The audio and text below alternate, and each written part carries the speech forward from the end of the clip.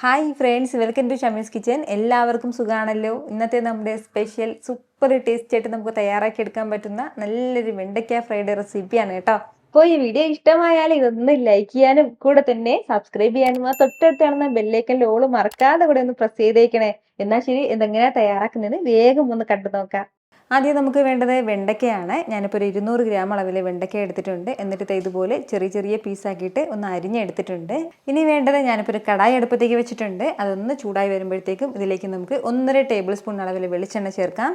എണ്ണ ഒന്ന് ചൂടായി തുടങ്ങുമ്പോഴത്തേക്കും പിന്നെ വേണ്ടത് 1/2 ടീസ്പൂൺ അളവിൽ കടുകും 1/2 ടീസ്പൂൺ ഉഴുന്നും എടുത്തിട്ടുണ്ട്. അതും കൂടി നമ്മുടെ ഈ കടുകെല്ലാം നല്ല രീതിക്ക് തന്നെ ഒന്ന് പൊട്ടി തുടങ്ങുമ്പോഴത്തേക്കും പിന്നെ വേണ്ടത് വെളുത്തുള്ളി അല്ലിയാണ്.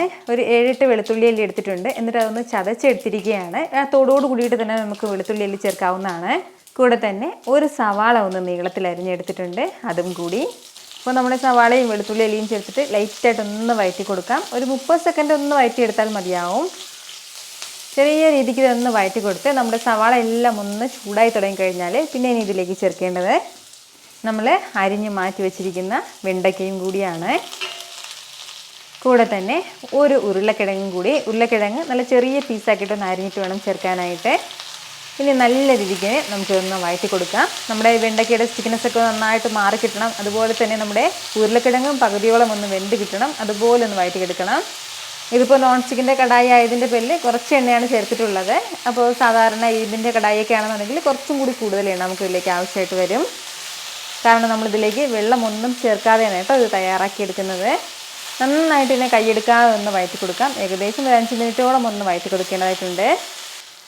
ഒരല്പസമയം നന്നായിട്ട് തന്നെ ഒന്ന് വഴറ്റി കൊടുത്തിട്ടുണ്ടായിരുന്നു. അപ്പോഴത്തേക്കും നമ്മുടെ വെണ്ടയ്ക്കയും ഉരുളക്കിഴങ്ങിൻ്റെ കളറൊക്കെ ലൈറ്റായിട്ടൊന്ന് മാറി തുടങ്ങിയിട്ടുണ്ട്. ഒരു പകുതിയോളത്തിലും കൂടുതൽ അളവിൽ ഇപ്പോൾ നമ്മുടെ വെണ്ടയ്ക്കയും ഉരുളക്കിഴങ്ങൊക്കെ നന്നായിട്ട് വെന്തിട്ടുണ്ട്. ഈ ഒരു സ്റ്റേജിൽ നമുക്കിനി ഇതിലേക്ക് മസാലകൾ ചേർക്കാവുന്നതാണ്. 1 ടീസ്പൂൺ അളവിൽ മുളക് പൊടി, 1 ടീസ്പൂൺ അളവിൽ തന്നെ മല്ലിപ്പൊടിയും കൂടി, 1/2 ടീസ്പൂൺ മഞ്ഞൾപ്പൊടി. ഇനി വേണ്ടത് ഒരു 1/4 ടീസ്പൂൺ അളവിൽ ഗരം മസാല പൊടിച്ചതും കൂടിയാണ്. ഇനി ഇതിലേക്കും ആവശ്യമായിട്ടുള്ള ഉപ്പും കൂടി ഈ ഒരു സമയം ചേർക്കാം. കൂടെ വേണ്ടത് ഒരല്പം കറിവേപ്പിലയും കൂടിയാണ്. അപ്പോൾ ഇത് ഇത്രയും ചേർത്തിട്ട് നല്ല രീതിക്ക് നമുക്ക് വീണ്ടും ഒന്ന് വഴറ്റി കൊടുക്കാം. ഇനി വീണ്ടും നമ്മൾ നല്ല രീതിക്ക് ഇതൊന്ന് വഴറ്റി കൊടുത്ത് ഈ മസാലയൊക്കെ നമ്മുടെ വെണ്ടയ്ക്കയിലും ഉരുളക്കിഴങ്ങിലൊക്കെ നന്നായിട്ടൊന്ന് പിടിക്കുന്നത് പോലെ ഒന്ന് യോജിപ്പിച്ച് കൊടുക്കണം. ഇനി നമ്മൾ വഴറ്റി കൊടുക്കേണ്ടത് നമ്മുടെ ഉരുളക്കിഴങ്ങൊക്കെ നന്നായിട്ടൊന്ന് വെന്ത് കിട്ടണം. ആ ഒരു സമയം വരെയാണ്. അപ്പോൾ അതിൻ്റെ പേരിലാണ് ഉരുളക്കിഴങ്ങ് വലിയ പീസാക്കി ഇടരുതെന്ന് പറയുന്നത്. ചെറിയ പീസാണെങ്കിൽ മാത്രമേ പെട്ടെന്ന് വെന്ത് കിട്ടുള്ളൂ. നമുക്ക് പ്രത്യേകം ശ്രദ്ധിക്കേണ്ടത്, നമുക്കിതിലേക്ക് ഒരു അല്പം പോലും വെള്ളത്തിൻ്റെ ആവശ്യമില്ല. വെള്ളം ചേർക്കാതെ വേണം നല്ല രീതിക്ക് ഒന്ന് വഴറ്റിയെടുക്കാനായിട്ട്. ഈ ഒരു വെണ്ടയ്ക്ക പൊരിയിൽ നമ്മൾ ഇതുപോലെ ഇളക്കി കൊടുത്ത് തന്നെ തയ്യാറാക്കി എടുക്കണം കേട്ടോ. എങ്കിൽ മാത്രമേ അതിൻ്റെ ഒരു കറക്റ്റ് ടേസ്റ്റ് നമുക്ക് കിട്ടത്തുള്ളൂ. അപ്പോൾ ഇതുപോലെ ഒരു അല്പസമയം നന്നായിട്ടൊന്ന് വഴറ്റി കൊടുത്ത് എടുത്തു കഴിഞ്ഞാൽ സൂപ്പർ ടേസ്റ്റി ആയിട്ടുള്ള നമ്മുടെ വെണ്ടയ്ക്ക ഉരുളക്കിഴങ്ങ് പൊരിയലിവിടെ റെഡി ആയിട്ടുണ്ട് കേട്ടോ. ഞാൻ പറഞ്ഞതുപോലെ നല്ല ചൂട് ചോറിനൊപ്പം ഒരല്പം രസവും ഇതുപോലൊരു വെണ്ടയ്ക്ക പൊരിയലൊക്കെ ഉണ്ടെങ്കിൽ പിന്നെ പറയാനുമില്ല. വേറെ ഒന്നും തന്നെ സൈഡായിട്ട് നമുക്ക് ആവശ്യമായിട്ടില്ല.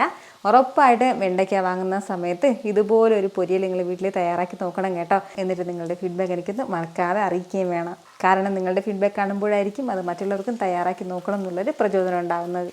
എത്ര എളുപ്പത്തിലും രുചികരമായിട്ടാണല്ലേ നമ്മൾ തയ്യാറാക്കി എടുത്തിട്ടുള്ളത്. അപ്പൊ ഇത് ഇഷ്ടമായാൽ ഇതൊന്ന് ലൈക്ക് ചെയ്യാനും കൂടെ തന്നെ നിങ്ങളുടെ ഫ്രണ്ട്സിനും ഫാമിലിക്കും എല്ലാവർക്കും ഇതൊന്ന് ഷെയർ കൂടി ചെയ്ത് കൊടുത്തേക്കണം.